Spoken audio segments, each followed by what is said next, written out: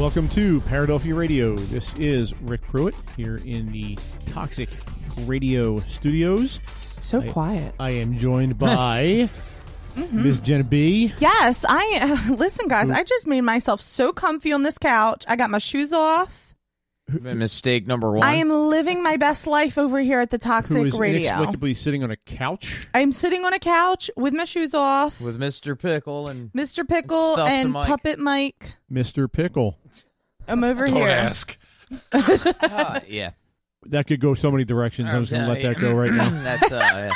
And Doug is in the house. I am. I'll tell you. I think I say this all the time. I hate having to miss shows, but it's been it's been a slow but crazy type summer and a lot of stuff going on, and yeah, so I hitched a ride with Jenna tonight. It's been a wild summer. I actually tried running him over. Yeah. But I was unsuccessful. He was like, "Hey, give me a ride." I was checking my pumpkin patch when you picked me up. You managed to get his wrist, though. Mm-hmm. Yes, that's...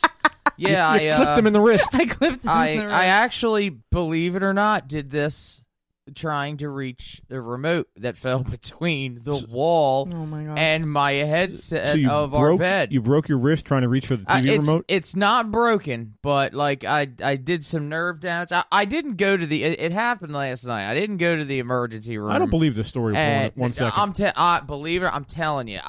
This is a sex story he's trying to cover up. No. It was no, like I said, the remote had fallen between the headboard and the wall, and it got stuck. So I went to pull back to free it, and it wouldn't. And I did it a second time, and it bent where it wouldn't bend. Yeah. So it got black and blue around the wrist. So I actually got this splint thing. I went to the store, grabbed it, just figuring, all right, let me keep my wrist straight. So I went to work this morning, and they saw it, and they were like, "Oh, no, that could be a liability. You need to go get an X-ray and everything." So yeah, we're gonna get a live picture for the Snapchat. So for the chat room, the Snapchat, the Snapchat rooms. Well, it was funny too when I went to the emergency room. One of the things the doctor had said to me, he's like, which I knew it wasn't broken, it's just a bad sprain. And then he said, "So what do you want to do for work wise? I can write you a note and everything like that." And I told him, I was like, to be honest, I'm not going to lie. I mean, I could probably work. I was like, but if you're telling me you'll write me a note to get out of it, of course I'll get out of work. Of course I'll sit in my ass all day and watch TV. So, well, no, that was another thing, too, because I had, went home to, figure out, let me take a nap, catch up on a little bit of sleep. I couldn't fall asleep. It's yeah, so. One thing after another. But yes, so this was all due to a television remote. So freaking, I'll tell you, technology, and it causes injuries. All right. Hashtag so technology injuries. Yeah. Later on in the show, we are going to be doing, and I haven't told you guys this yet. I just mentioned this to Mike before you guys got here. Doug texted me a little while ago asking what the show was going to be on tonight. And honestly, I didn't know all day. I was kind of up in the air about what I wanted to do. Is that why you had said winging it? Yeah, winging it. Winging. So we are going to kind of wing it. More than you know right now. I'm here. Listen, I'm ready because I watched the movie that y'all assigned to me. Oh, yeah, we'll do that, too. And Lord, do I have an earful Holy shit, for what y'all. is that? Oh, thank God, Rick's finally got a Bible. Not a Bible. That is. Yeah, we were reading it before you got here, and we have some questions. Oh, you guys were praying. We have. From last week. No, don't ever if say you that don't again. know, go back and listen to last week. Anyway. Oh my God. So that kind of went crazy. If you ever went to a store like Barnes and Noble, they have their cheap ass, get books for $4, $5, $6 section. The bargain, right? Yeah. Which it's a lot of nonsense, but there are books up there if you're looking for a particular topic and you happen to stumble across something. It's a pretty good. Little gold mine. Oh, absolutely! That's the first place I'll check when I go. Yeah. So a couple of years ago, probably 4 or 5 years ago now, Taryn was in there for something else, and she came across this book. It's called Unexplained: Strange Sightings, Incredible Occurrences, and Puzzling Physical Phenomena. Oh, I would have, if that's only $5, $6 or whatever, I would have got that right away. So this is a book. It's 439 pages of stuff that some of the stuff you've heard of and I've heard of. Some of it I've never heard of in my life. Mm-hmm. And that's kind of the point. So what we're going to do tonight is you guys are going to basically be playing Paranormal Roulette. Hey now, all right. I love games. Are we putting real cash up? You guys are going to be giving me each a number from 1 to 439, which is the number of pages in this book. Okay. Okay. It's exciting. Whatever number you give me, I will look up and see what story that number falls on, and we will read and talk about that particular topic on the show. I dig that. I love this. That's cool as shit. This is almost as good of an idea as me reading the Jersey Bible? Deviler. Oh. Almost. You're almost there. Nothing beats the Deviler. That is crazy. Real quick, just to go back real quick, because I remember I was listening to that episode. I wasn't here. And it's like when I heard Jenna talking about it and you guys saying, that exists, I'm like sending y'all links and text messages like, yeah, I'm with Jenna. That does exist. I'm like, our dad had it all the time. Y'all ain't from South Jersey. Well, not from that far south. We go south. The original. We're you're so far south, you're below the Mason-Dixon line. Well, no, the we original. are. The original Yeah. Mason-Dixon line, because y'all are North Jersey when I look at that. So That's fine. I'm fine with that. Y'all cow tippers. y'all, yeah. we got Cowtown. They do that beat the music up thing to where their fist pumping all the way. Oh, Jersey Shore comes on tonight in an hour. I can't wait to go home and Jersey watch Shore? it. We're not plugging that, even Didn't though that- we already did. We're didn't not that end- plugging I'm that. going to the Snooki shop on Saturday in North Wait, no, back if up, back you up. go on Didn't that MTV end 10 years ago? on MTV, I saw Mercifully? there's commercials on MTV all the time. Like, I guess they're older now and they actually You think? came back. No, Like- if they came back and it's like they're filming. Isn't one like, of them in jail? Oh, Yeah, one Mike, of he's them. about to get out though. The 15th. Oh, good for him. Yeah. He didn't pay his taxes. He or something. didn't. He didn't pay his taxes for a whole year. Pay your taxes, kids. To get filmed drinking Listen, and partying all are you the time. kidding me? You can't tell me that you would not get paid to do that. I know Mike would get paid to do that. You're right. Okay, I will give. Mike does get paid to Listen, do that. Yeah, I was gonna say I will give you that. If I had an opportunity to be like, hey, we'll film you and pay. Okay, yeah, I will give you that. I mean, hey, who wouldn't want to friggin' just get paid all this Party. money, do nothing, and For gas. But see, if I was in a house, you'd be filming me sleeping probably all the time. I've never seen a single episode of that show. Yeah, it's Not a Shaking my single head. episode.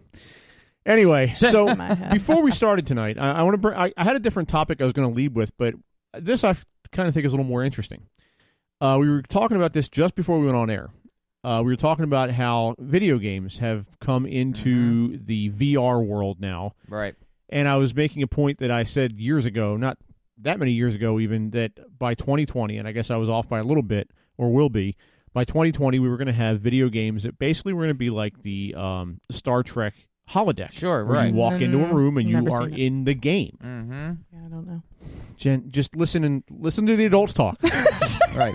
Which too, like I had made kind of a similar, well, in a sense, prediction where I always said like television at some point. I Yeah. believe that television is going to all end up being just a big like hologram. You buy like a hologram type thing, and your Well, it already TV is like you're the characters and the Right. actresses, and like it's like they're in a section of your living room, and you're watching them act everything out. You can watch VR TV programs now. So you're Right. like literally, So in a sense, yeah, you're it's- like literally in the scene, so to speak. It's like you can walk up to them as in, here comes Mike with it. Oh, I that's- want to try that. It's the Look at- VR. So about 3 weeks ago or so, Mike and I were downstairs before the show, one of our shows, and he let me use this. What's it called again, Mike? Oculus Quest. Oculus Quest. Wow. So I had seen VR stuff before. I'd used some VR stuff before, but this is something like next generation, because I was literally at one point on the command deck of a friggin' spaceship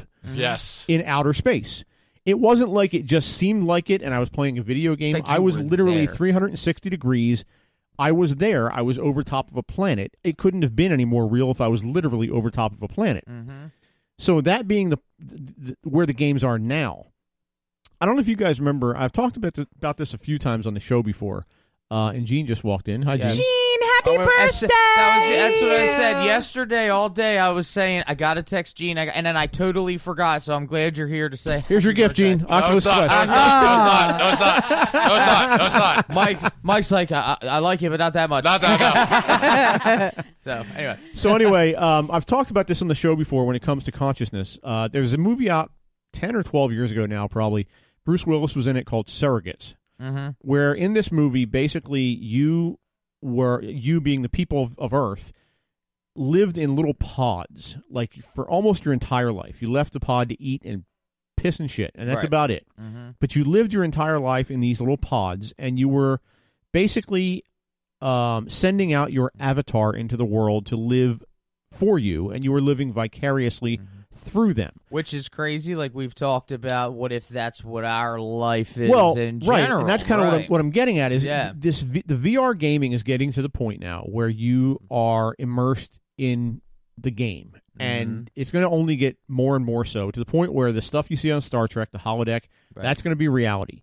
Once you get to that point, once you step into that reality, where does it end? It's like a mirror effect. It's like if you're looking through a mirror with a mirror, in a sense, behind you, where it's just like you just keep seeing it. Like keeps how, going. How do you know? At some point, it'll get to a point where you're going to question what is reality and what is the game. Sure.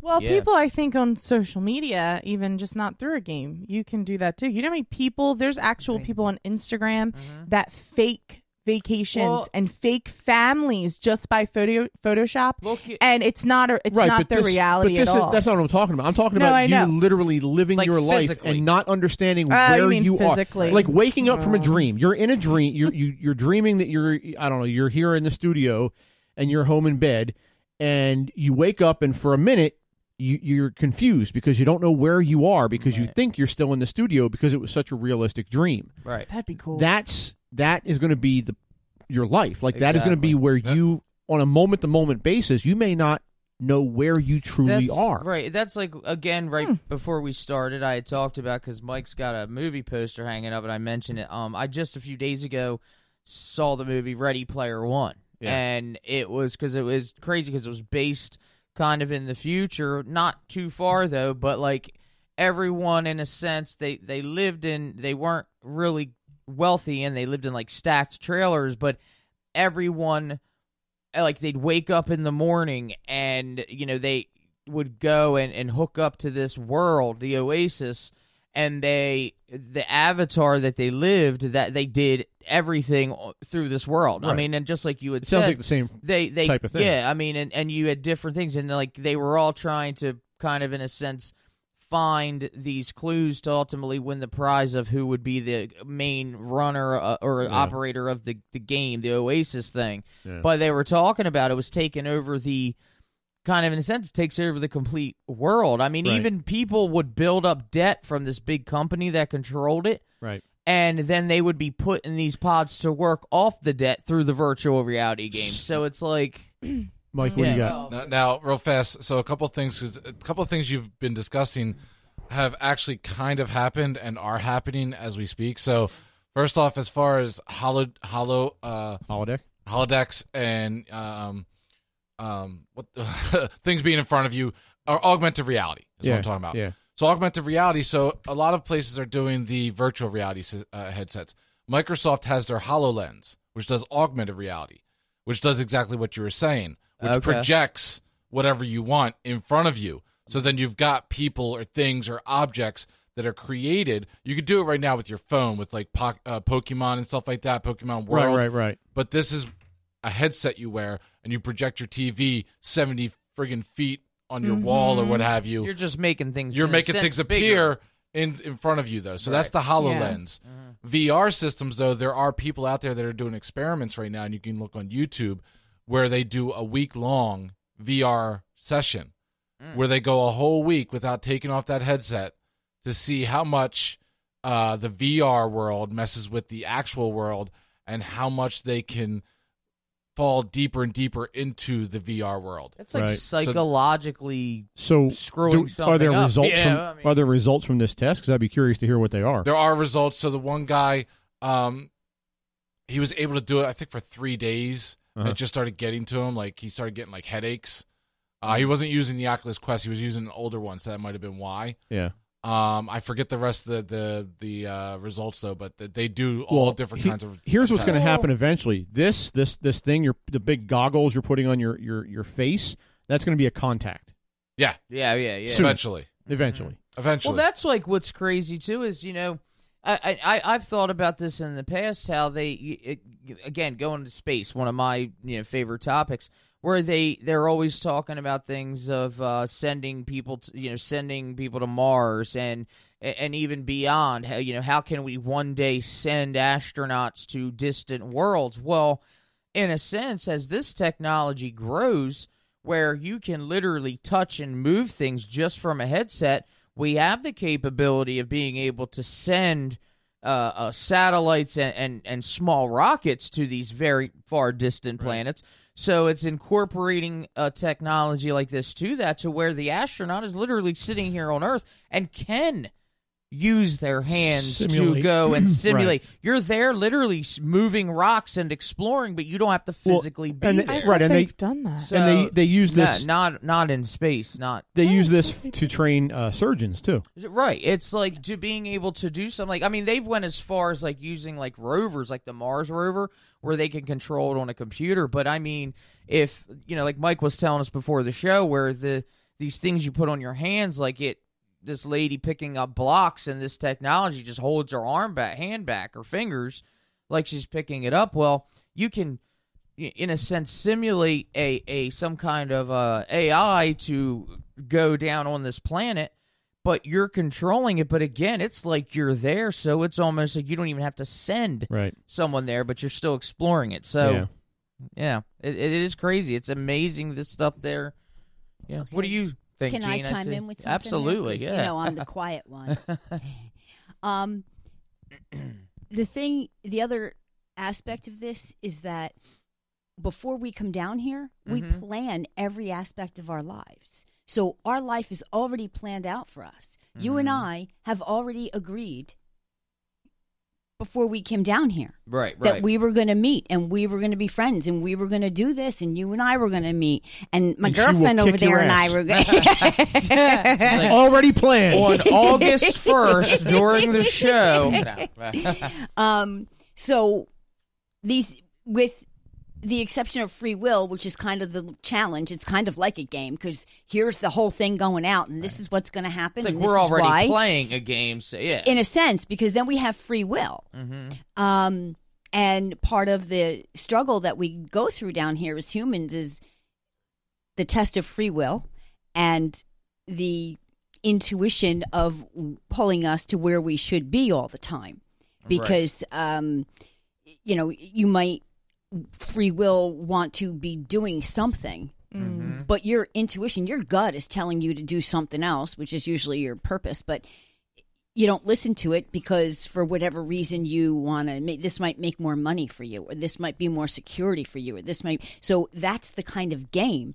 But it's really all been planned out for us before we even get here. We're in a freaking video game now. It's like you're in a sense, without in a sense knowing it, controlling a game already as your life. Right. With this is all just part of that game to create another type world. I've often wondered, forever, I guess, since the. I don't know if it was cavemen did this, but you know what I'm saying. Like, I was going to say, you've been thinking about this since cavemen. Well, I'm saying for ages and ages and ages. Right. Man has done things like stage plays, right, and movies and things like that, where we basically are playing parts. There's a story written, and we're playing parts in the story, or certain people are, and other people view the play or the movie or the whatever. That's been going on for thousands of years, humankind. And then you get to the technological age, and there's things like the Sims game and things like that, where you, again, you become you're becoming the avatar, right? I wonder if that isn't some kind of like reptile brain instinct that we have to replicate what is happening for real to us, like our subconscious is like Gene just explained. I see what you're saying. You know what I'm saying? Yeah. Like we somewhere in the back of our reptile brain know what's going on, right? Even if you don't really know it up front and like consciously, subconsciously, deep down, and deep down, we are mimicking that by writing and acting out plays and movies and the Sims game and developing all that stuff. all this, right? Exactly. What do you think, Gene? I agree. Okay. Succinct and to the point. Stamped. Gene approved. Yeah. Well, I saw a gentleman on. I heard a gentleman on MMR I guess about a week ago. I don't know who he is. I don't know if he's an astrophysicist. I don't know what he does, but he was talking about this kind of thing, and then he was talking about there's an island up by Nova Scotia, but I think it's in the United States. Mm-hmm. Have you heard about it? That there's supposed to be buried treasure, but Oak Island? yeah. Okay. Yeah. So he was talking about Oak Island, and then he was talking. He leaves that, and then he starts talking about this place in the desert somewhere, not our desert, but over in one of the desert land. Yeah, over there in the Middle East somewhere. Some countries in the Middle East are nothing but desert. Talking about these buildings that are there, and there's really no way that those buildings could be there. Okay. For when they were built, they just didn't have it.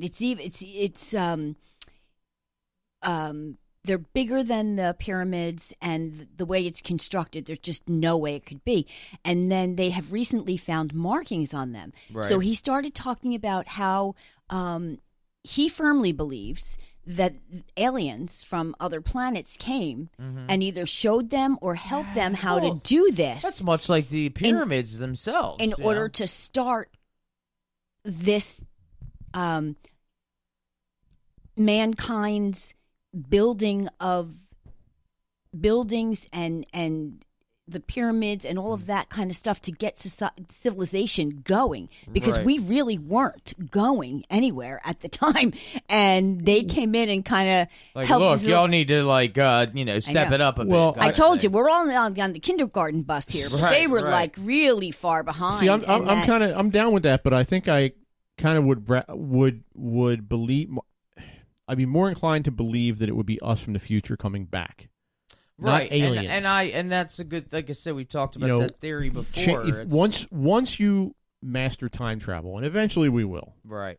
Because it's like anything else. You're gonna eventually figure out how to do it, and once we do, whether it's 5 years from now or 500 years from now, you're gonna play with the technology. Oh. And one of the things to play with is to go back and to give technology to the ancients. Or you want to do an experiment. And the thing of it is, how do you know?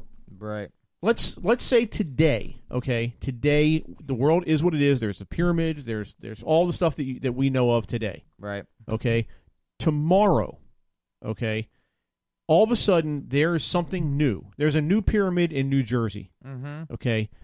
Now, if somebody in the future later on today goes back and gives that technology to someone and follow through all the way to tomorrow, right? We will never know that. We would never know. It'll just be like anything else. It'll be like it's always been there. To us, maybe the pyramids that are in Egypt weren't there yesterday. The real That's yesterday, true. Right? Until that technology was given to those people. Stop exactly, it! You're like screwing my brain right now, and it's really hurting. It's like Mike might need some weed. Well, no, it's like look at Back to the Future. Like when they go back to everyone else, that's how it was. They went to that alternate 1980.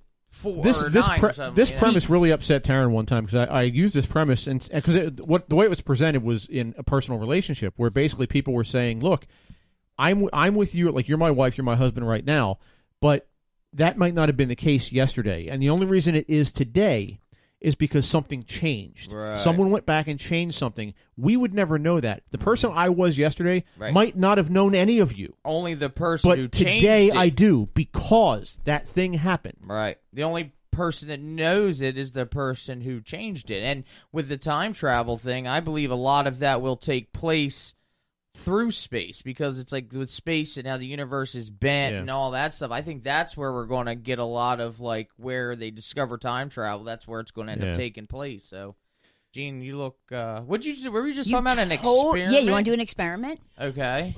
Me. Do I have to take my clothes off and jump out the window? No. Okay. No. That's not at all. only at home, Doug. Okay.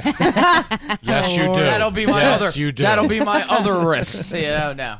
Do you want to do a meditation experiment for time expanding and time shrinking? Yes, I'm on the couch we already. We can't do it now, but I was going to say, we're do it talking another right time. this minute. Not right this second. If we do it right now, all of a sudden we come to and it's 11 o'clock, But no. Or time bending. Yeah. Okay, that's crazy. All Yeah, right. that'd be. Ending. Gene's trying to rob Gene us. has an idea You're here. not getting much. So just let you know. Come back and his Oculus Quest will be gone, and it'll be like, nope, that happened yesterday. I've done the time expanding one because, time these days for me is a precious commodity. I go from 5 a.m. till 11 p.m. and don't remember any of it. Is that like the Zach Morris timeout? That's called it's Quaaludes, and you crazy. should stop doing this. Jeez. Maybe that would help. Mama's little helper. Yeah, right? My buddy, he drinks a lot. He has those time travel moments, so... Yeah. Now, as I was say, back in the 70s when they were on the hallucinated drugs and stuff, they already discovered time travel and virtual reality and everything. So what is your idea, Gene? There's the meditations you can use and phrases and thoughts that you can work with that will help you either expand time or contract time. I go into the future for myself at times. Yeah, and I You check haven't on. won the lottery? I'm not allowed to do that. I wish I was. Hey. That's against the ethical rules. I can't. I have no ask. I hate to break it to you. I'm It not. ain't against my when it rules, comes to Gene. that, I'm Tell not me. ethical.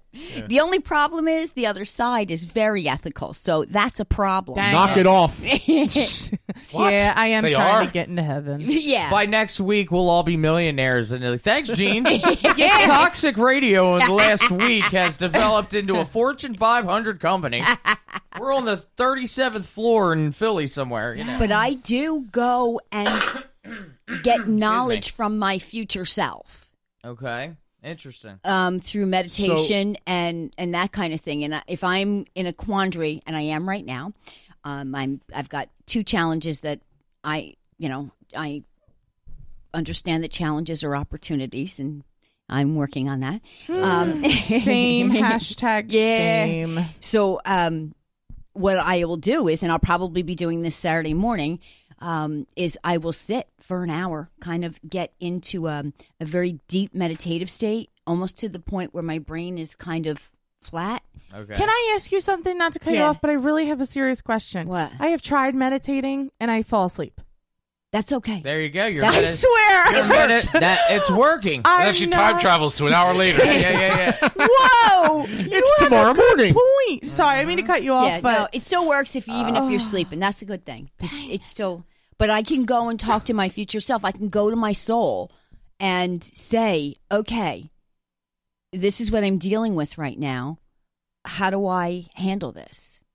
Okay. Because because oh, I really want to know. So how to do all right, so that. you'll have to explain this off air here, so Okay. we can because it's going to be probably Meanwhile, too you much have to our explain. listeners Yeah. going, does Gene really know how to go into the future? We want to know that now. and You I know? go That's see my like, future yeah. self. Right. I go right, see right. my past self. I go. You have your higher self, which is part of you that stays in heaven. Can you bring me back a hoverboard? No? Now. Damn it. and a meatball sandwich. Yeah. Oh, I would love one. And of if those. this works, good. then maybe we'll do a like a video Right, yeah, and post it on thing about Gene explaining how to go That'd about be doing cool. this. Oh, excellent. All right, so why don't we take our first break here, and when we come back on the flip side, we will get into Jenna's bees. She watched the Toxic Avenger. Oh my gosh! And now I'm like realizing half of Mike's. I understand what half of Mike's freaking You're getting into his brain. stickers mean. You're getting into Mike's mind. I really am because that's his favorite movie. So yeah. Not a safe place. Oh Lord! Get the doll. But I got an earful for this movie. I just watched it before I came. So. All right, we're back with you.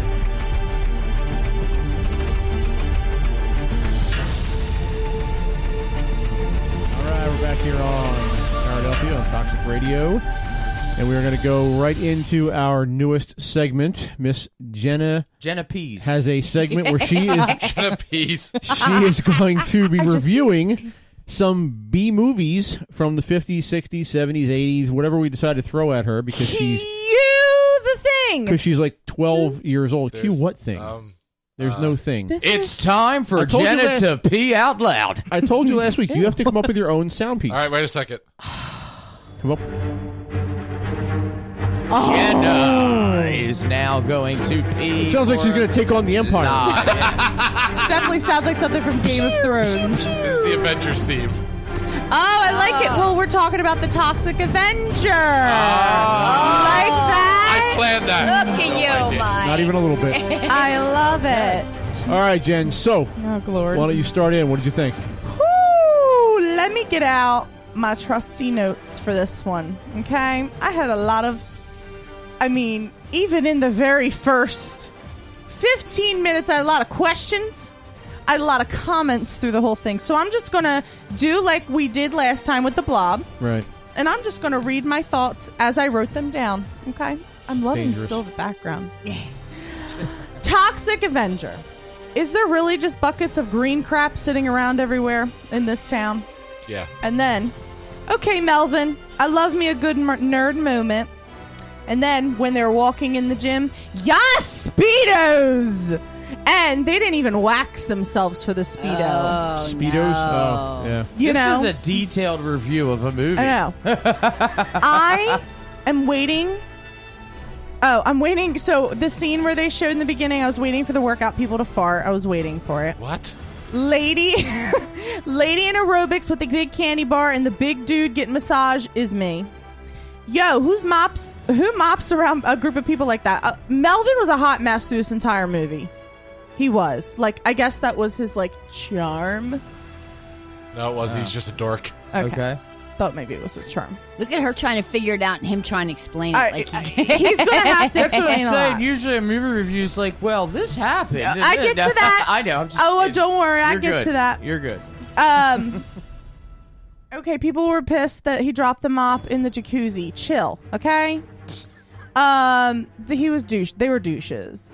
The acting in the whole thing was grade A. Hashtag sarcasm. Sorry. It was they. It's So a it B wa- horror flick. So it wasn't. You're saying it wasn't good. These aren't going to be Oscar-worthy movies. Yeah. Is the dude with the red headband Ashton Kutcher? No. Oh my gosh! The entire movie, I'm like, dude, if that is not Ashton Kutcher, it's his dad. You ought to tweet Ashton Kutcher, be like, "I loved you in Toxic Adventures." True story. Ashton Kutcher texts me, and I will show you the receipts. Ashton Nice. Kutcher would have been Yes. about 3 months old when this movie was made. He does. Well, when was it made? The 80s? 84. Oh, okay. I don't know. I didn't know how old he I'm was. not even sure that's true. I was negative He too. may not have been born yet. I was negative too. I don't have no fat. Can't relate. That was one of the what was his name? The guy that was bullying Melvin all the Oh, time. I forget his name, but I know the whole thing. He sits up, he squeezes He's his like, I stomach. don't have no fat. They squeeze it, he sees a little bit of fat Yeah. because he goes like this. And it was just his skin. Sounds like fat bastard. I said can't relate because, who chills at the gym? That's what I want to know. Okay, who just chills at a gym like that and drinks alcohol? I roll. Yes, boobies. I saw boobies and I was like, yes! I literally were like that. And John came in and was like, what are you doing? I was like, boobs, look! He saw the movie. He said he's seen all 6. What is Yes. happening? I was shocked. Yes, That's There's my more husband. than one. there is. Oh, apparently. Okay. Franchise, Gene. The movie had the weirdest sex I've ever seen in my life. Not that I've seen all that much, but I'm just saying it On the was scale of weird stuff she's seen. it was weird. Clearly okay? not connoisseur of Pornhub. Melvin watching the sex, pure. That was cinematic. We're That still in the was very great. beginning of the movie, by the way. I was getting ready No, to no, no! say- Don't worry. The first 5 minutes. I space it out more. Don't worry. To say I've seen this. It's like I'm seeing the movie. She was dropping the N word, and I didn't like that. I was triggered. Hashtag triggered. I'm like sorry. the horse. Like numb Yep. nuts. So one of the part in the movie, the douchey dudes are like they get off on killing, hitting people. There's That- points. Yeah, they get points, okay? And the first kid they hit, he didn't have he had a helmet on, but it wasn't strapped. So I wrote, So it wasn't. I it wasn't wrote strap on. that kid's helmet ain't even strapped. He should get a ticket. Maybe if his helmet was strapped, he would have been aight.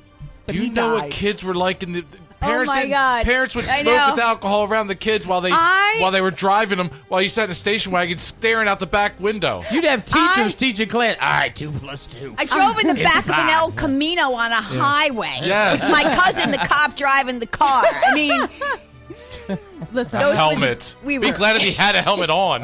I am a millennial, so I can't relate. You got mocked for helmets. Did they have helmets then? Not the cool It's a- kids. That's a Daddy got laid off. Here's aluminum foil. I should not have eaten cottage cheese while watching this movie. And I did, and it was a mistake because there was a lot. I'm pretty sure they used cottage cheese like for the graphics Oh, of okay. people dying. Rick is giving me the most confused face. I couldn't figure out where she was going with that. Have you seen this movie? Yeah. Oh, okay. We are on the same movie still, right? No. Yes. Minute 8. Shush! You said you don't even know what you're doing this whole show. So Yeah, he does. We still got a whole book to go through. We got 439 pages. why is the chemical waste on the truck with no lid?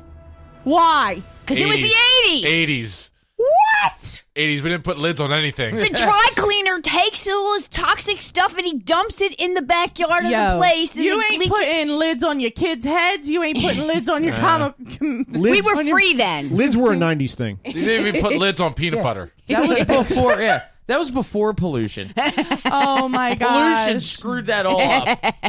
I liked that the girl had the tan line on her boobies. That was nice. That was funny. You know, when Melvin got in the pink tutu, was giving me Pet Detective vibes. Then when he fell in, I was like, yo, get a hose for this poor guy. How y'all just going to stand there? But I would have been throwing hands because they were all laughing. Like the whole gym was laughing at him and I felt really bad, but I would have been throwing hands. I don't care how messed up my face would have been.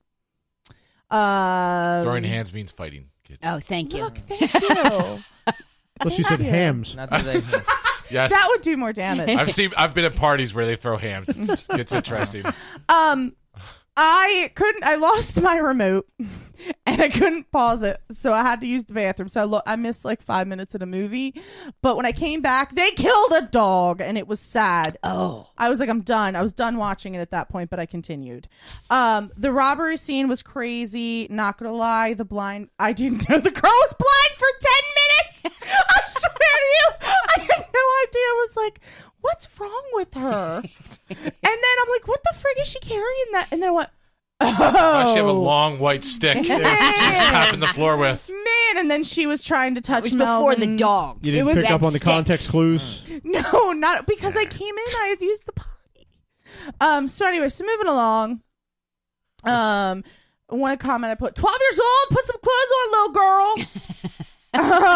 The guy was trying to prostitute his daughter out. It was crazy. It was the 80s. So then I gathered, finally, when he turned into Toxic Avenger, I gathered, oh, he's like Spider-Man, but without the webs and the slinging. Like Spider-Man. I don't think anybody's ever compared the Toxic Avenger to Spider-Man. This is why this is a Jenna's peeing thing.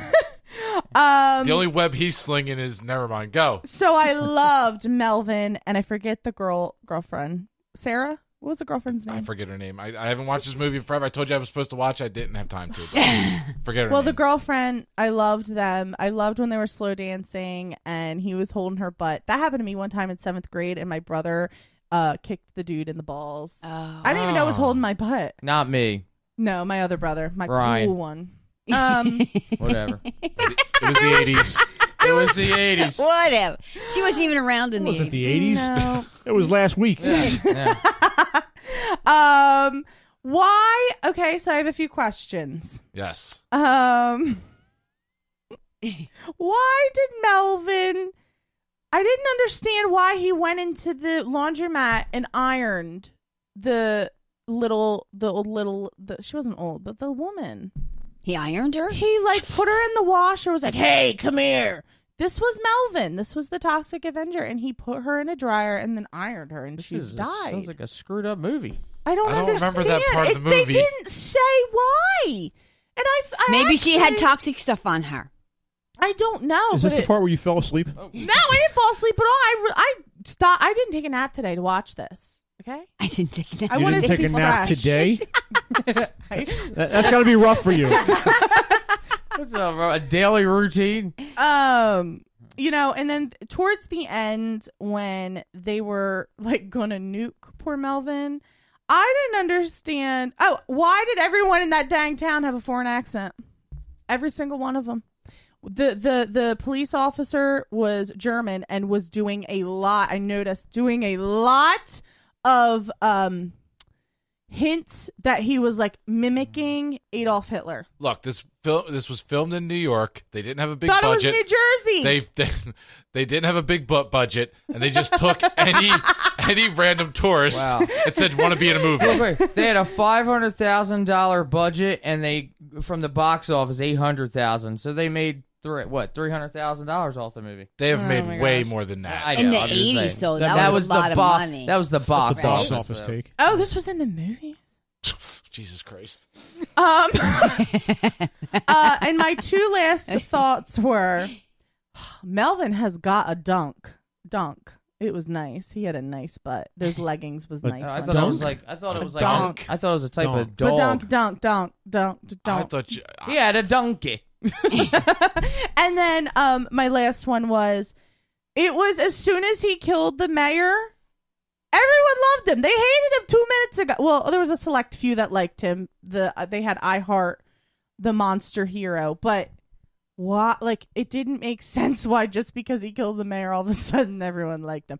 But I'm gonna give this. I'm gonna start scaling these movies. By the way, on a scale of 1 to 10, I'm actually gonna give it a 5. There you go. It wasn't bad. It was not bad. It was very interesting. You sound like a New Yorker. It wasn't bad. it wasn't. It was not bad of a movie. I don't think I'll watch it again, but I'm happy that I could at least say, oh, I've seen that movie. But I went going in, had in my mind that it had something to do with the Avengers. Oh, I thought I was going to. Weren't you disappointed?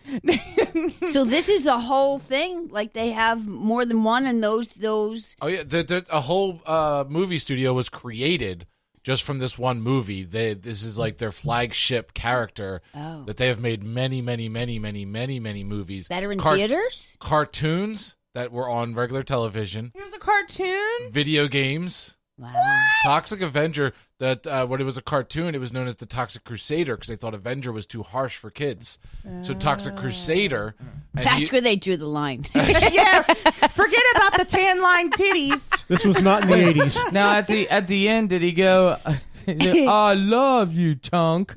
No, because he seems like the freaking anyway. The end was very lovely. I actually really enjoyed the end because the end ended with him yelling to his girlfriend. I forget her name, but Sarah. Spoiler alert! It was Sarah. Oh my gosh, I'm so smart. I remembered that.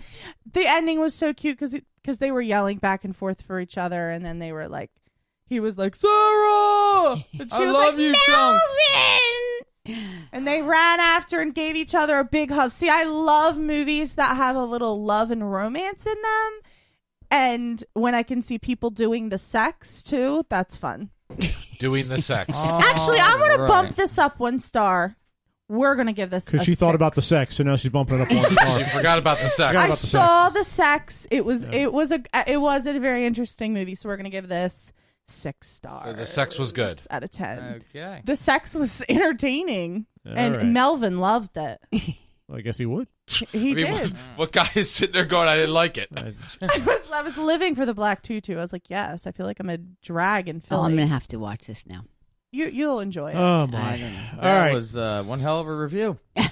So we will like we did last week. At the end of the show, we'll figure out what your next assignment's going to be. I'm loving this assignment. All right. Rick doesn't seem very pleased, but you know what? I'm going to keep going. I'm going to get me a good intro. I'm going to send it to You do Mike. need to get an intro. I need to. So I am doing it this weekend. All right.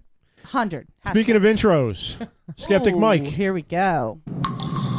From the dank, mildewed crypts far below Toxic Network Studio, it's Stump Skeptic Mike. By the way, now Jenna does know where Toxic Spunk came from. All right, go. Yeah. Sorry, I took a second to register what that meant. It had to do with the sex. The sex. You know what's Like the Sorry, sax, like sorry, I the had to, Rick. sax. I'm sorry. Go. You know what's funny? the headset is going in and out, so I'm hearing headset and not headset, headset not headset. It's like- I'm sorry. You get the debunked there we Hey, go. headset. switch? There it goes. That's all right. We're actually just messing with you. No, just kidding. That'd be I'm a awesome. professional. Yeah, gotcha. All right, Skeptic Mike. Stump Skeptic Mike is a game we play every week where I give Mike 3 headlines. One of them is real, 2 of them are bullshit, and he's got to figure out which one is real. Really? It's not the 80s anymore. We talked about toxic spunk 3 minutes ago. Just saying, there's a line. There's a line. You're stepping over it. That's the line. That's the line.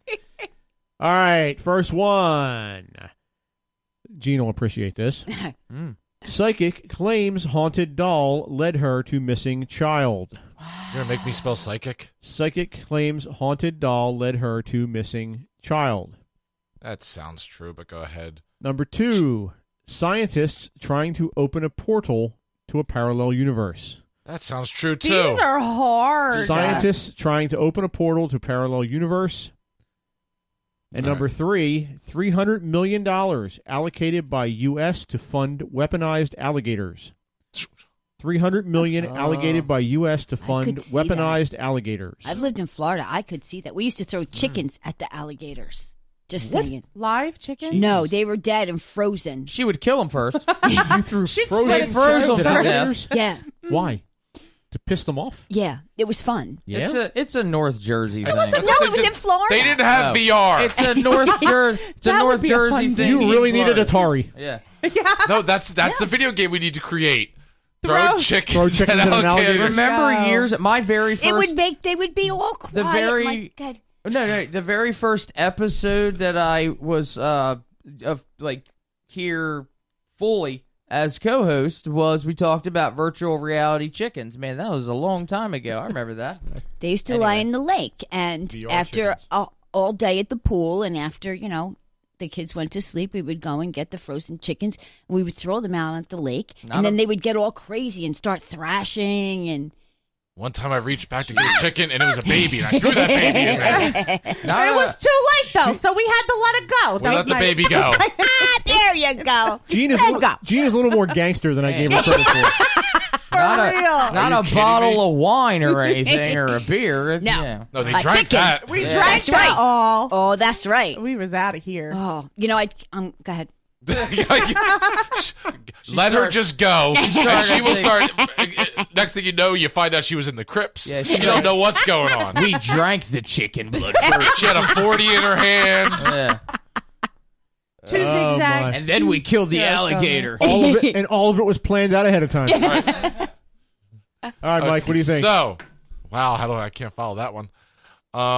So you got the psychic claims haunted doll led to Yeah. missing child. Well, because, scientist- okay, so that sounds the haunted doll missing child. It just sounds like something you would see on a reality TV show, and everybody gets all into it because this doll is helping her see where the blah blah blah. Anyway, scientists port to parallel universe again. It sounds like somebody, like we were just having the discussion before, thinking that it is a possibility, and somebody got somebody to fund it, Right. and is actually doing that. The $3 million weaponized alligators, although apparently if you use chickens, they will get ravenous and will attack. I'm gonna have to say that I feel like he's tricking me with this one. I really do. I think he's trying to dupe me, and I don't appreciate your trickery, Rick. I don't appreciate it. I thought we were friends. I thought you were giving me a softball this week. How am I tricking you? I don't, because you are somehow, because your brain is messed up. That's the way you roll. So the $3 million He doesn't have any kids to weaponized take. alligators, no. I want the parallel universe portal because when I play World of Warcraft, I like to create portals and go through portals, and there's a portal room with There all are these portals. and It's a thing. I hit the. I know I traveled to Najatar in my portal. I thought you were about to say Nashville. I was like, Najatar, oh, cool. Najatar or Mechagon. I thought you were going to say mac and cheese.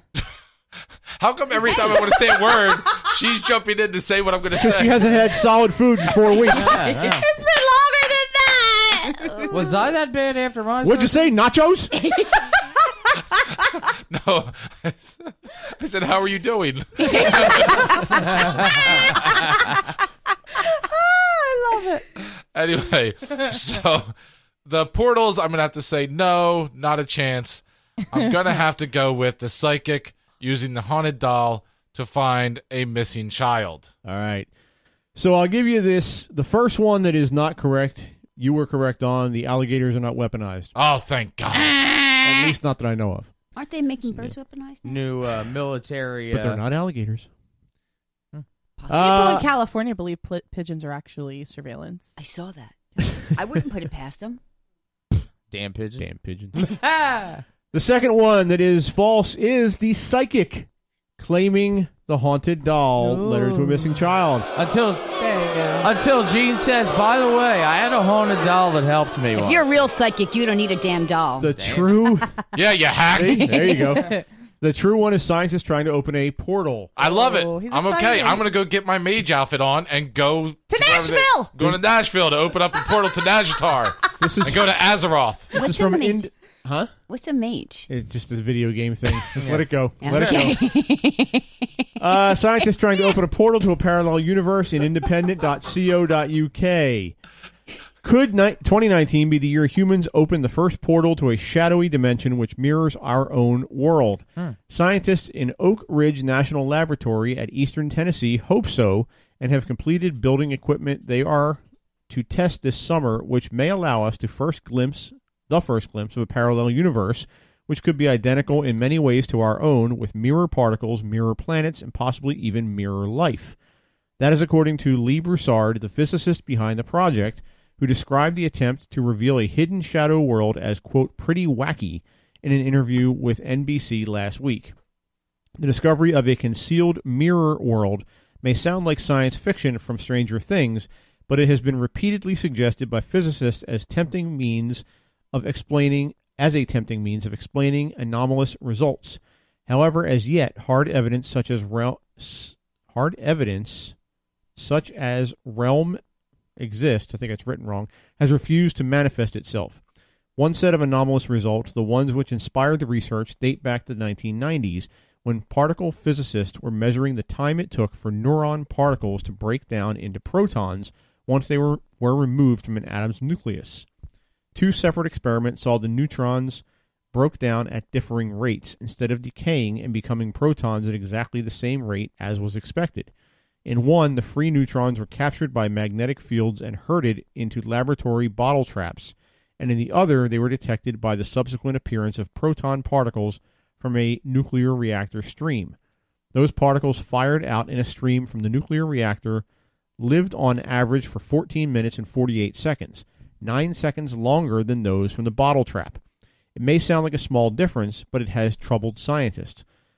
But the existence of a mirror world offers a credible explanation, that there are two separate neuron lifetimes, and that it could be around 1% of neurons could be crossing the divide between our reality and the mirror world before crossing back and then emitting a detectable proton. The new experiment will fire a beam of neurons at an impenetrable wall. On the other side of the wall, a neuron detector will be set up, which normally would expect to detect nothing. But if the detector does register the presence of neurons, the theory is that they may have gone through the wall by oscillating into a mirror world, becoming mirror neutrons and reappearing in this universe, and more specifically in the lab in Tennessee. Only the ones that can oscillate and then come back into our universe can be detected. Furthermore, the team will set up magnetic fields on either side of the wall which they can alter in strength. It is hoped certain strengths may assist the oscillation of the particles. Despite the tidy theory, the team is playing down the chances of revealing reality's shadow twin. I fully expect to measure zero, Ms. Broussard said of the initial tests, but if they do detect a neuron on the far side of the wall, it could have profound implications. I knew it was Mr. Softy. I don't know what the hell she was talking about for a second.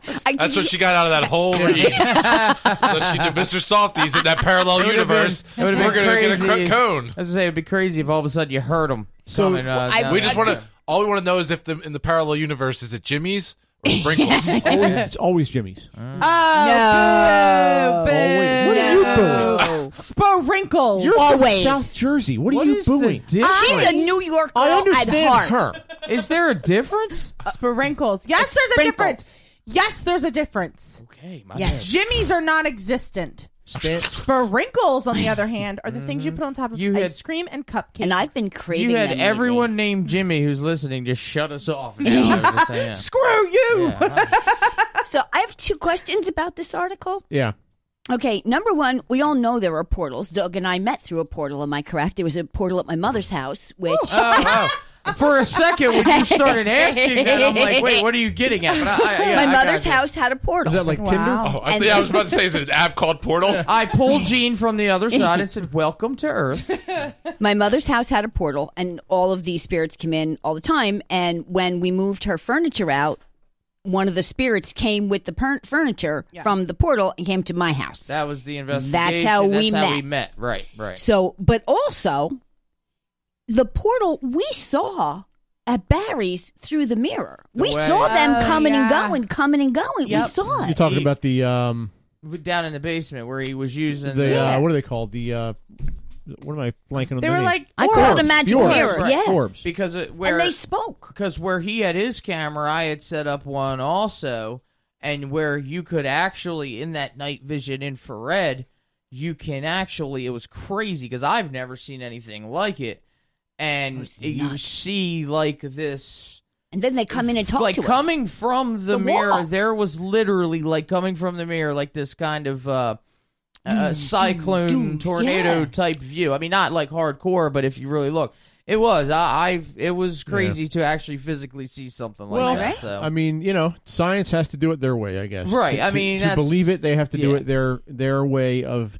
See, it's got to be repeatable. It's got to be explained in some scientific fashion and consistent. It's so, so if they saw Barry's room, they would say it was dust, or they would say Right. it was bugs, or they would say whatever. They'd say something. But you know what's crazy is I have to say of Barry's house, it was like as soon as he like said that it was open, like you didn't see anything until he opened it, and then as soon as they closed it, it was. And then not only that was that, it. the activity increased. And so That was wild. Again, it's just one of those situations where you hear about it. Of course, you listen to it, but then when you see it firsthand. So the it's a really important part different here, the takeaway here, is that Mike is now 1 in 7.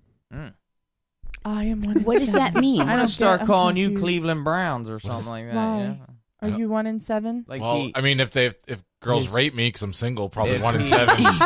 his record and how many. he's How won many and times lost. I've won? I use Truvada. I am So 1 in 7. 1 in 7. So On 1 in- Match.com, I'm 1. 1 in 7 is he got 1 He and I've he got lost 1. 7? he won 1 Oh. and lost 7. I'm guessing 7. It's been- I didn't think he was going to kick me while I was down, not but you know what? He did. He did. It's not a good pickup You line. don't know him at all, do you? No, I don't. It's least not you a both- good pickup line at the bar. Be like, for Stump Skeptic Mike, I'm 1 in 7. That's actually, I've used that before. It was 1 in 6, but now it gets to be 1 in Yeah, 7. so well, That's why you don't see a girl in here. you now know. Well, you night. don't see her in here. She's in the closet in the other room tied up. Oh, Lord. I keep on yelling at her, I could open a portal. And don't worry. He has to inflate her a little bit because of the heat, kind of, made her head flop down. All right. So let's take our next break here. All right. Yeah, When we come- as we discuss Jimmy's and Sprinkles. Jimmy's but and go. Sprinkles. When we come back on the flip side, we will do some paranormal roulette. Excellent.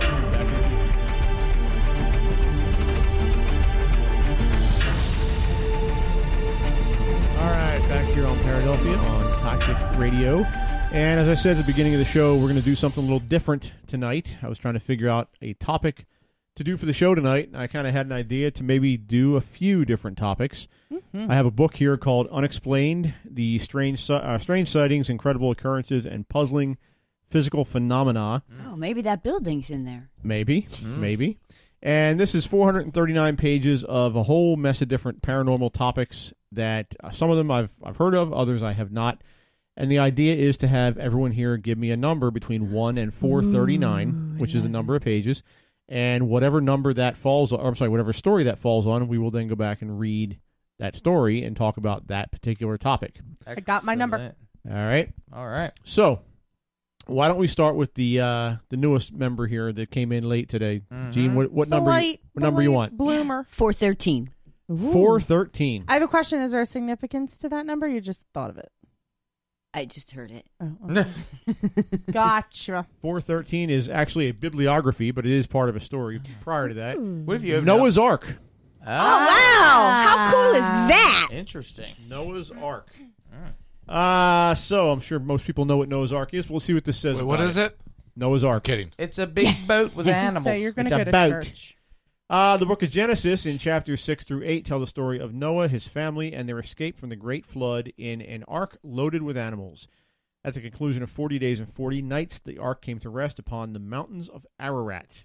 Traditional and Bible literalists place this event in 2345 BC, although geologists and archaeologists, citing a paucity of scientific evidence, doubt that any such massive worldwide flood ever took place. If the flood did not happen, Noah and his ark did not exist, and the Bible is not inerrant. In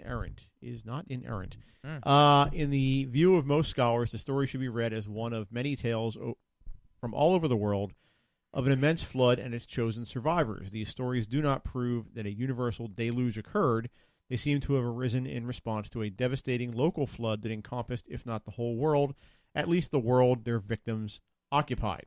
A certain area only. Right. To fundamentalists, such an interpretation is unacceptable, and so for a long time, hopeful seekers have searched for the remains of Noah's Ark on Mount Ararat. There is a Mount Ararat, actually. To be more specific, there are two of them. Great Ararat, which is 16,900 feet high, and Little Ararat, which is 12,900 feet high.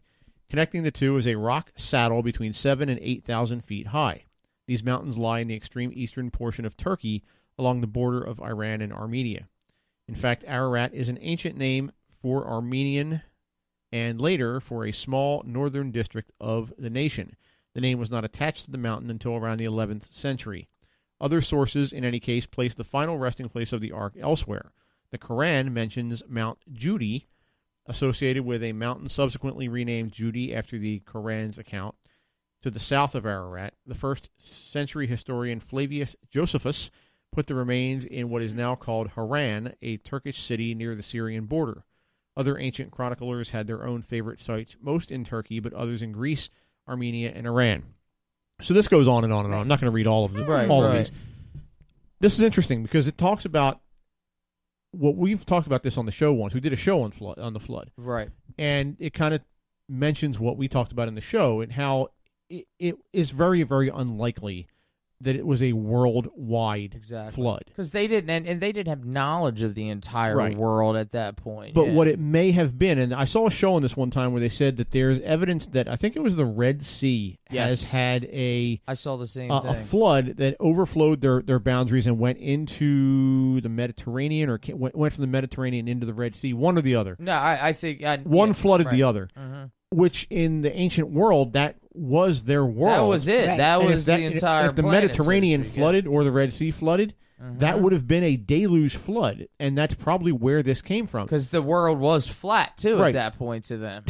Now, the interesting thing is that it's not just from the Middle East. There are flood myths from all over the world. Right. Literally almost every culture on planet Earth, from North America to South America to China to Japan to Africa, everywhere has their own flood myth. Exactly, yeah. So it that kind of dials it back to, well, was it really a worldwide flood? Right, because everyone has their own myth. Mm-hmm. Or was it basically that floods are fairly common, and over the course of thousands of years, maybe each of these places did have a gigantic flood, and their myth is based on that particular flood. Sure, absolutely. And I think that's a lot to do because there are so many other different stories and things in the Bible where I remember watching something where they took some of the popular stories and they talked about them. I mean, even like the parting of the sea, they found out that in that sea there is actually an area where when there's a certain tide at a certain point of the year,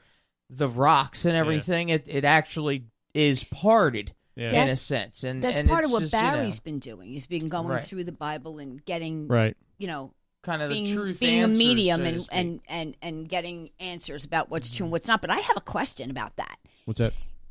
Isn't that desert now? Where? The Armenia and where Ararat Iran? is? Yes. Yeah.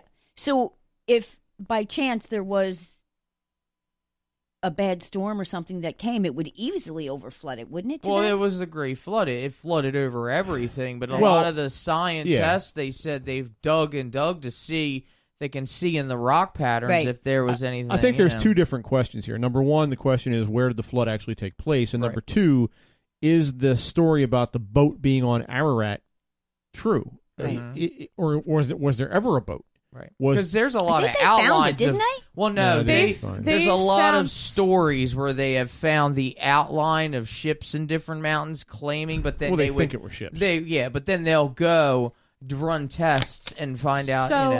I've been raising kids. I didn't see any of that. They think that there's and I forget which. I think it's like in a museum. I'm sure not here in the United States, but that they found wood that somehow the only way it's dated back to a boat that would have lined up to when the Great Flood happened. That's what I thought I saw. I didn't know that. Yeah, wow, okay. I mean it's a very small piece, but they found it in the desert in Turkey. Right. Just because they just went off of like different things that the Bible, because the thing about the Bible is, yes, there's the story of Noah's Ark in. Forgive me, I don't remember which book it's in. Genesis. But thank you, Genesis. But then later in like the book of like John, it says it again, but in a very small detail that wasn't in Genesis. So there's a lot of like they somehow pieced it together, and they're like, if this is not Noah's Ark, we're pretty freaking close to it being a piece of Noah's Ark. Right. But I think personally, just as a Christian. And I've said this about like the age thing where it says, people lived to be 1,000 and stuff. That was and months, I think, though. Well, I asked a preacher that one time, and he actually got mad at me because I questioned it. But I think that it definitely is. They thought that their little area was the whole world, right? Right. But that is really intriguing, though, that you said that there's other places. I'm interested to know the timeline. Is it around the same time? Even within like a year? You know what I mean? It very well could have been. Well, it's hard to tell because, And that's the thing, too. I've actually, because I've questioned that, too, where, again, everybody, it says in the Bible they were 1,000 and stuff like that.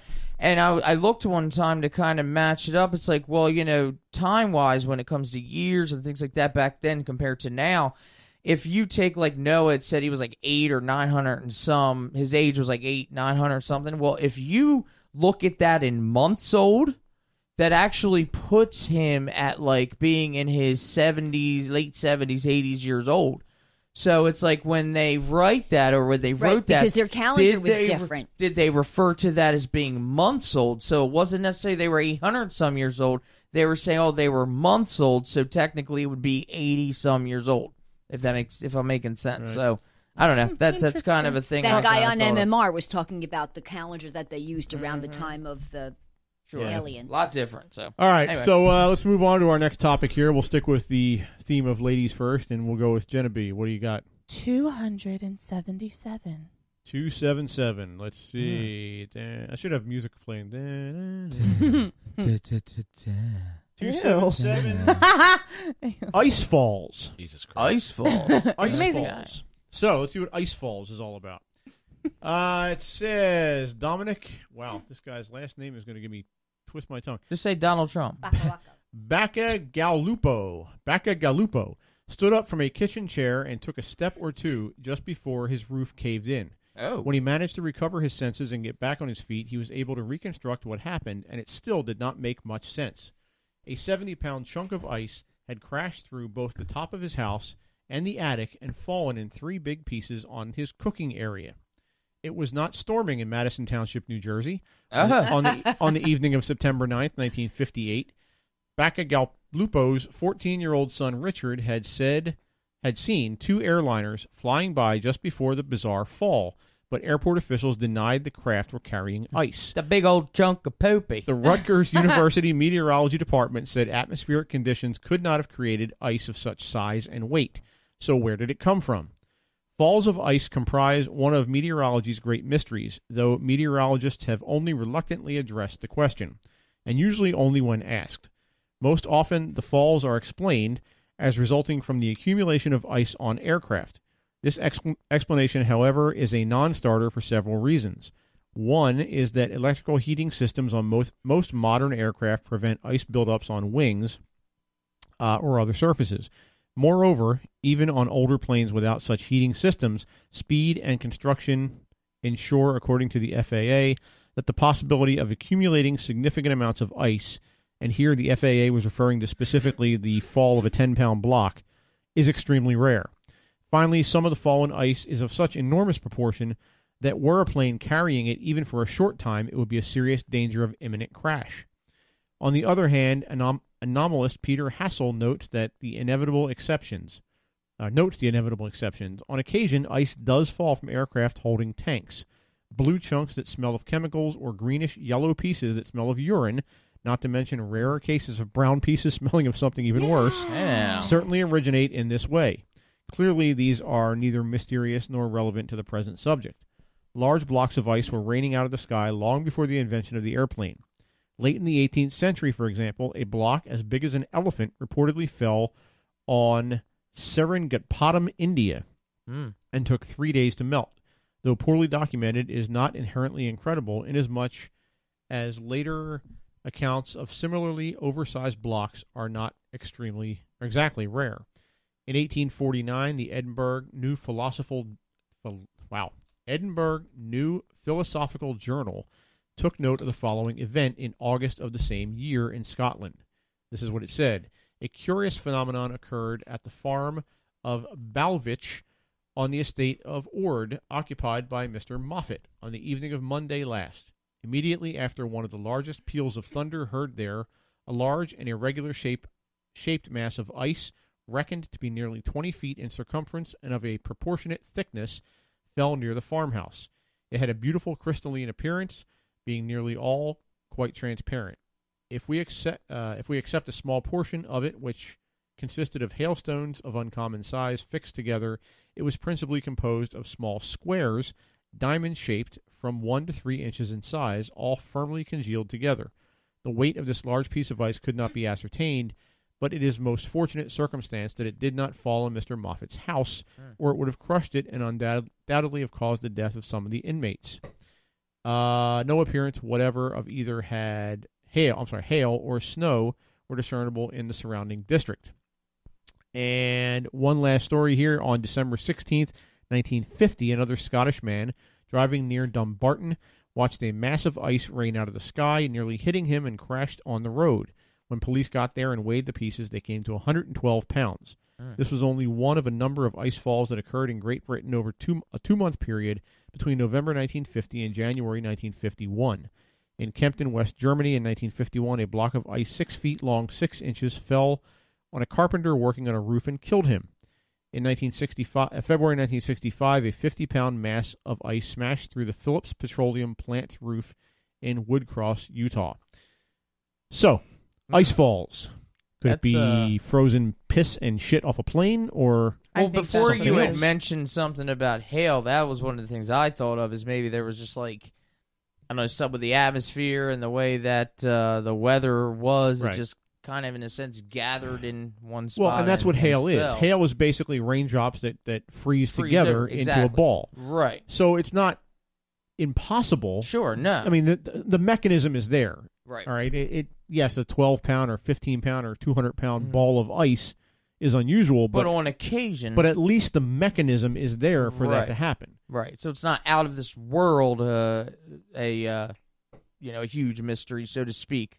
So ice falls. I would be so definitely. hype if ice fell. I would go up to. I love ice. Well, I'd lick it. It's snow. What? But what did they use in aircraft? She's high. For water and for the toilet water and the sink water in the bathroom. It wasn't that blue stuff at the time. Well, yeah, but so maybe if somebody's using the bathroom in an airplane and then they're washing their hands, all of that is draining out and coming down. But somewhere. I don't think, The 50s especially they had now. airplanes? But see, nowadays, I don't think that they don't dump that stuff out. I never into know the if she's being air. serious. No, I'm Right. serious. I thought airplanes. No, that makes sense. Well, no, I was going to say, I like, was going to say the 60s. I thought airplanes commercially didn't start until like the early 60s. Look right above her head. Okay. You see the light bulb. No, but then I was like, wait, my dad was born in 65. I'm sure there was airplanes back Your then. dad was born in 65? Holy crap, I'm even older than him. But no, like planes, I don't think planes like they, I mean, maybe they used to, but like nowadays with planes, I think they, all because of environmentalists and stuff, they goes into a tank. Right. Somewhere that on they a plane, can release, or gas, or they have the ability to release that. Right, if there's But an emergency kind of, but yeah, it's a blue. Right. So before that blue stuff, maybe it was that. People would flush and it would just come out. That is disgusting. Well, again, like in Joe Dirt, when he thought it was a meteor and... That was the blob. Remember last week I said Joe Dirt that? has a firm place in this show. They should really give us royalties. They should. It brought up so many times. 2 weeks in a row now. All right, Never let's seen move it. on. Mike, why don't you go? What number? 269. 269. It's going to be the same damn story. The sex. Is it the same? What was her number before? No, it's not the same story. Okay. All right. This is waterfalls. So let's see what Don't this is. go chasing In waterfalls. Did you just make Please that stick up? to the rhythm right. of the lakes that All you right. use. Oh. One of them died. 2 points tonight because that was a good soon? song. Hoop snakes and joint snakes. Joint. And trouser snakes. And trouser snakes. All right. The hoop snake is supposed to be an acrobatic serpent that takes his tail in his mouth and rolls merrily along hoop-fashioned when like he wants it. to go places, herpetologist Percy Morris once wrote. Jutting vertically from the tip of the tail is I a know, horn, which this dangerously venomous snake holds in its mouth as it propels itself, although stories about this creature are not uncommon, Morris chirps.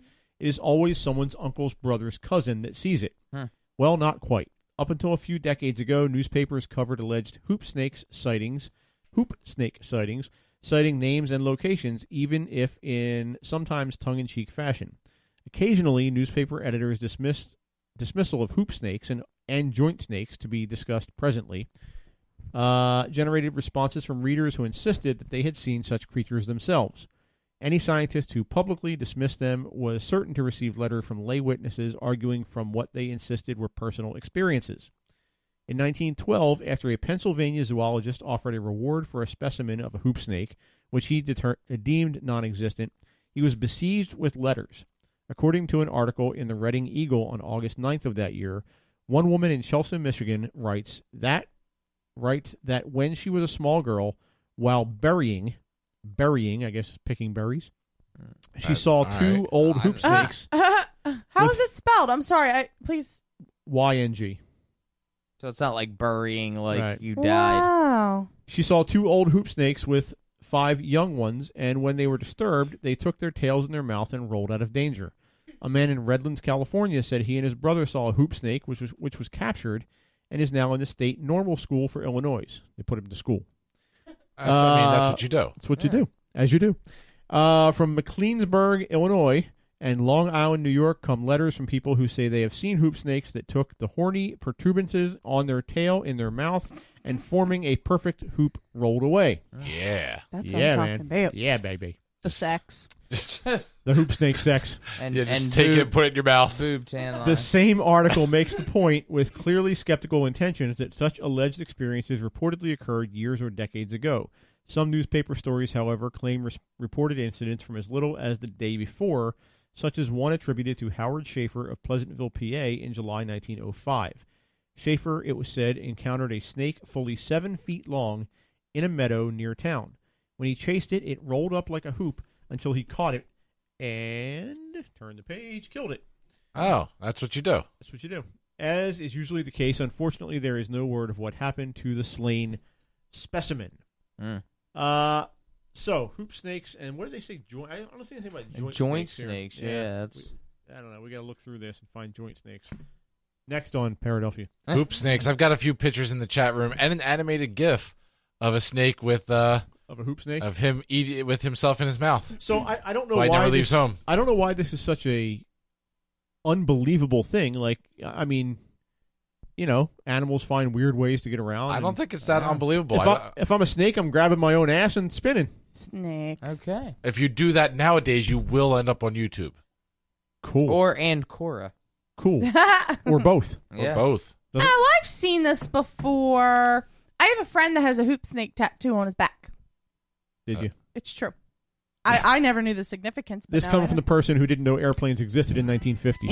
52. Oh, 50. I'm sorry, 50. No, 50. They were here.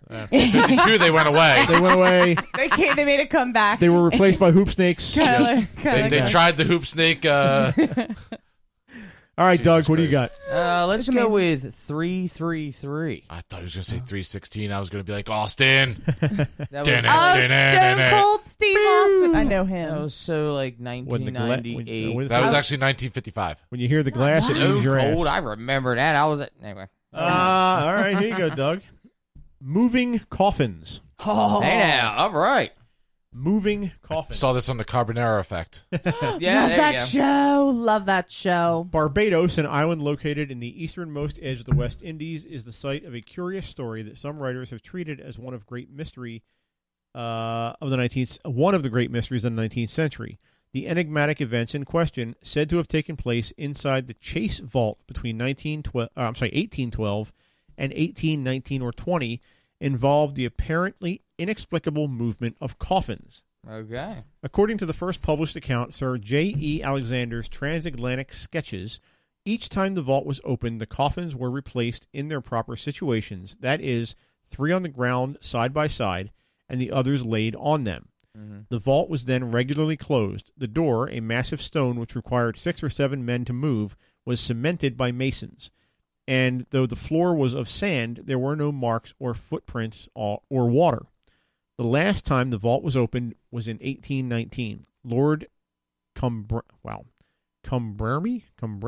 Lord, come burn me.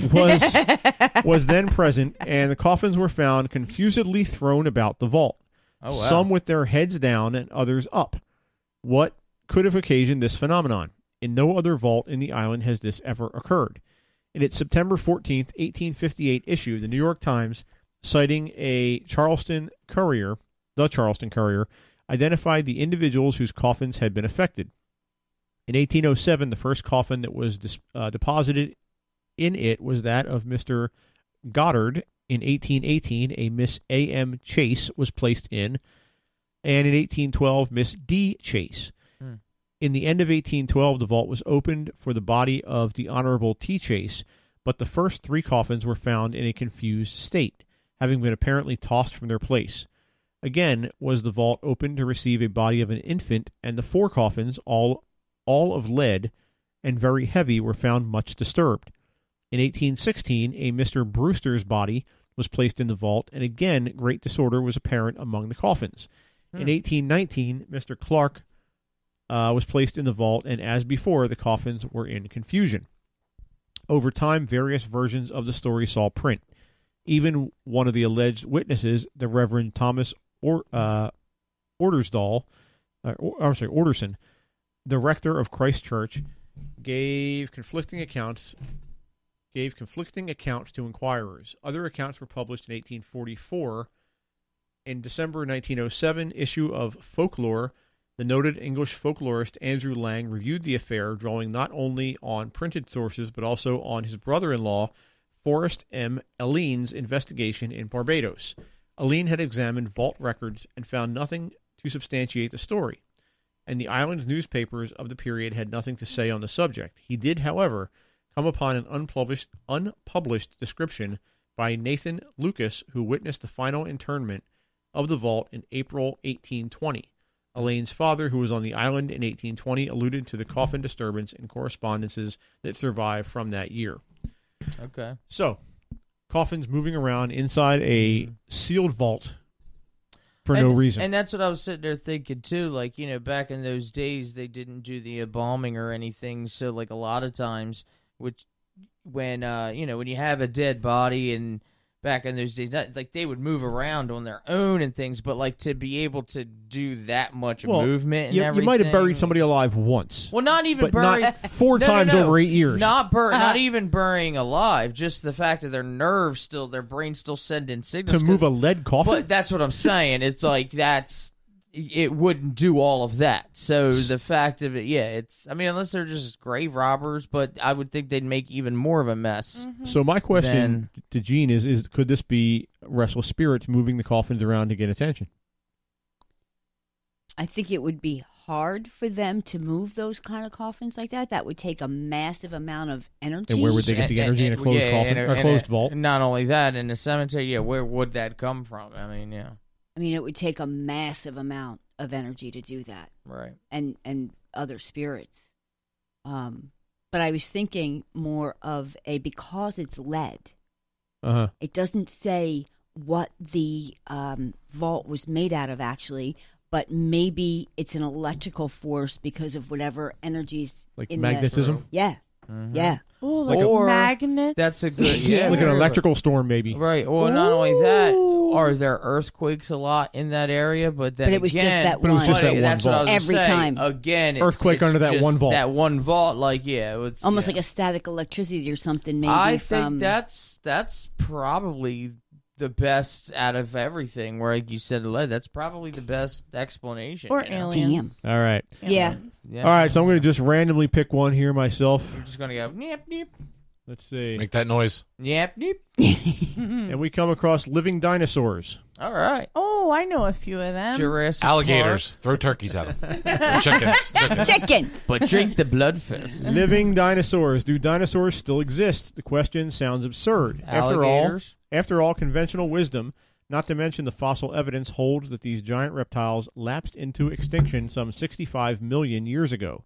Still, occasional reports from remote regions of the Earth have kept the issue alive, if only to readers of tabloid magazines, and to a handful of scientists, adventurers, nature writers, anomalists, and young Earth creationists who have tried to make sense of the accounts and, where possible, investigate them. Much of the investigation is centered on a legendary creature generally referred to as the Mokele Membe and described as a sauropod-like reptile with a long neck, small head, bulky body, and tail.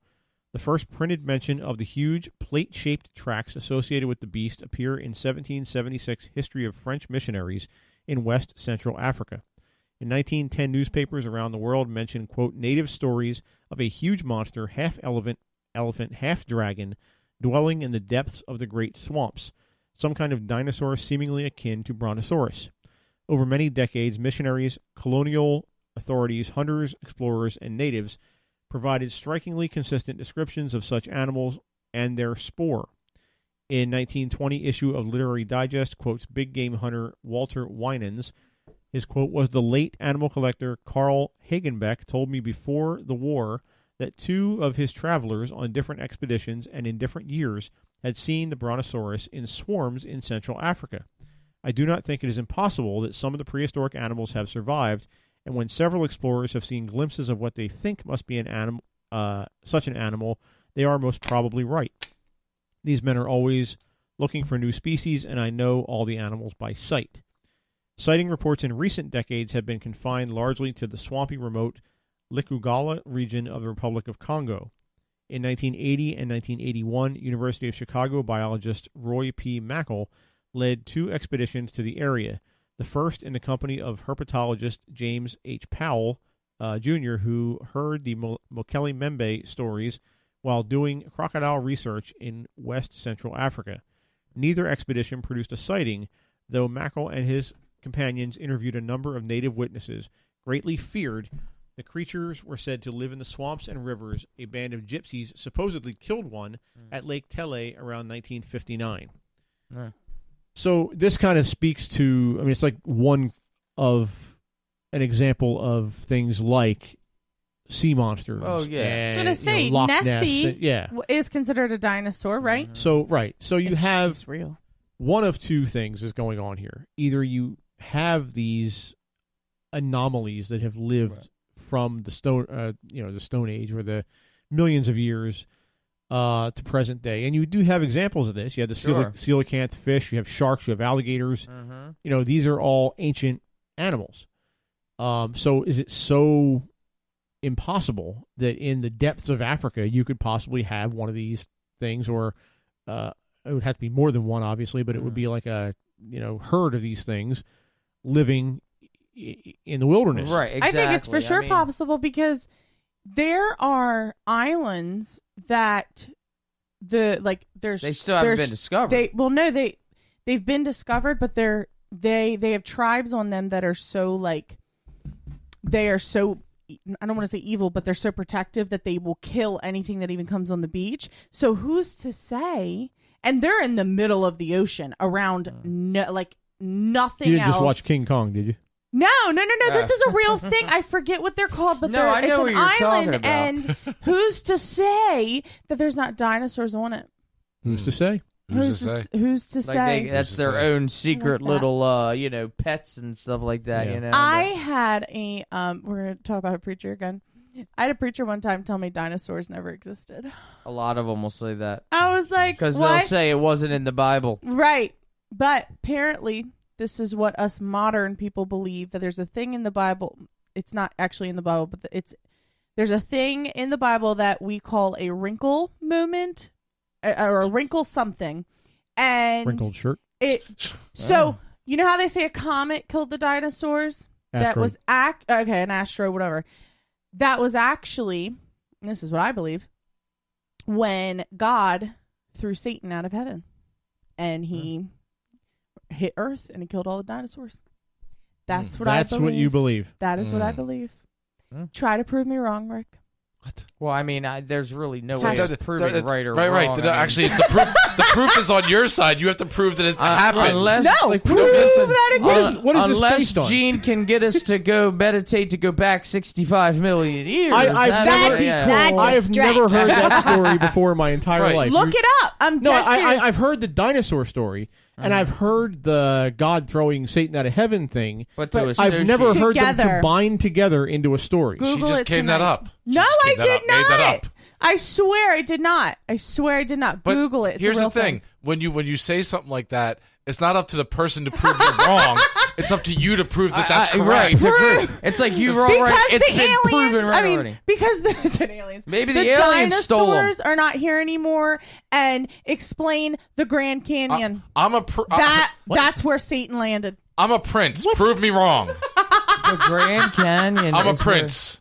I have $1 million in the No, bank. for Prove me real. wrong. If Jen ever came to this show high, we would never know. where- I was gonna say, We'd never know. So the Grand Canyon. So the This is true. dinosaurs killed off when God threw Satan out of heaven. Yep. And he landed, which is now the Grand Canyon. Right. Jesus Christ. Which is- She's just tying it all together. I'm serious. This is a real thing. I did not make this up. But what if aliens stole all the dinosaurs because they needed them as weapons Well, to then fight why would off? there be the little bones everywhere still? What if Because they didn't make it past the ozone layer. What if it's all true? What if it's all What if true? it is all true? Oh my! All right, let's please God take a break. There we go. Back to wrap up in a few.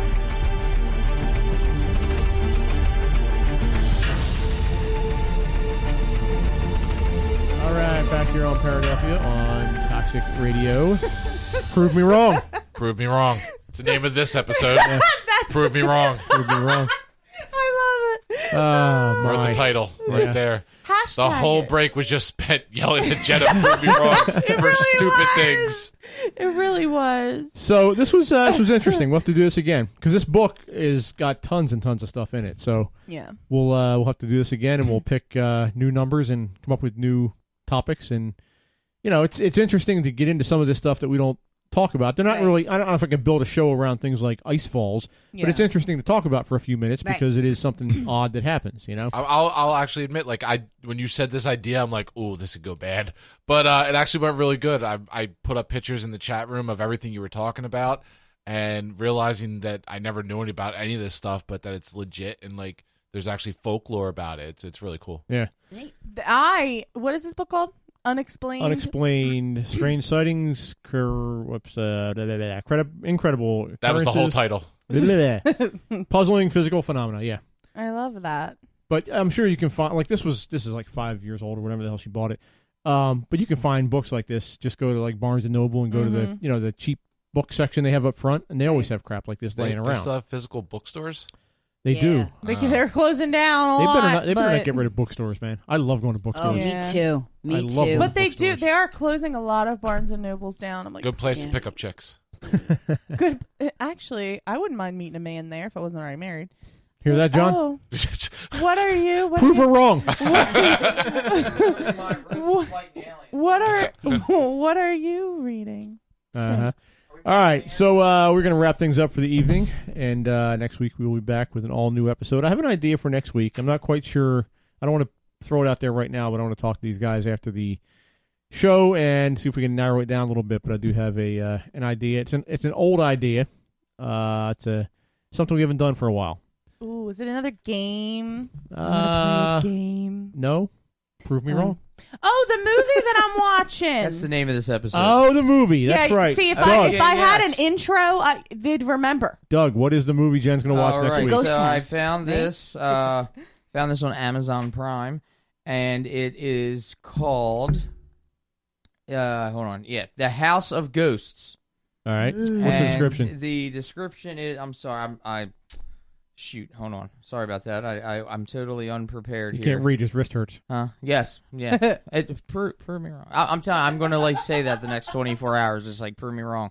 People are going to say, shut the hell up. All right. House of Ghosts. One of these days, you guys are going to make me cry, and you're going to feel real bad. Says here, trapped in a mansion. There you go. Trapped in a mansion by a massive snowstorm, party guests experience a host of frightening events after a medium opens a portal to the spirit realm. There you go. Cool. Fun. Gene will like this one, too. I'm Yes, good. you I will. might watch it this weekend. There you Do go. it. We can review it together. Like I said, Okay. all you got to do is go to Amazon Prime, and I'll give you my login so you can see the movies Okay. and stuff. So, There's no men wearing tutus in this one. Oh, so thank I'm sorry God. to disappoint. what about Thank Sorry to God. disappoint. what about 3 3s? Is there sex and boobies? There's no sex. They Probably do not not. make the sex. They don't make the Don't sex. make the sex. No. They don't here. make the sex. They have Yeah. ghosts. They have ghost sex. These are. This is a movie made by a guy named Chris Mim.